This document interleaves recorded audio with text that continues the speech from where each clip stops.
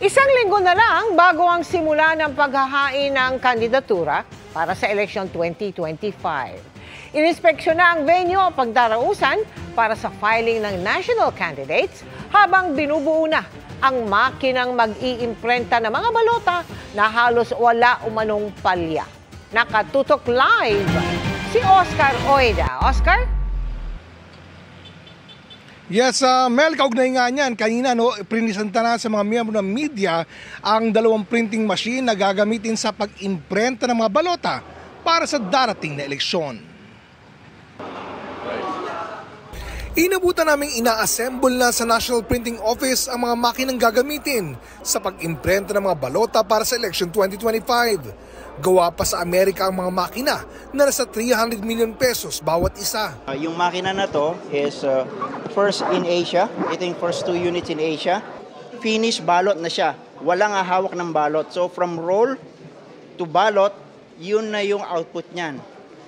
Diretso na yan sa verification kagad. Kaya mag-imprenta ng kalahating milyong balota ng bawat makina kada 24 oras ng tuloy-tuloy. At dahil sa halos wala umano itong human intervention, halos fail-proof daw ito. Kung meron man defecto doon sa printing, tatanggalin mo lang to.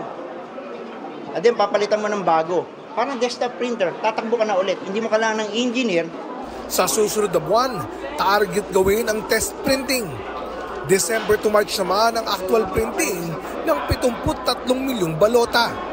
Pwede ring magamit ang makina sa pag-imprenta ng ibang material. Lalong-lalo na sa ating pong voters education. Baka pwede magamit tulad halimbawa yung pinamimigay natin ng mga pulyetos para sa ating mga kababayan. In-inspection din ng COMELEC ang espasyo sa Manila Hotel kung saan maghahain ang mga national candidates ng kandidatura simula October 1. Matapos itong manalo sa bidding na nilahukan ng 6 na hotel.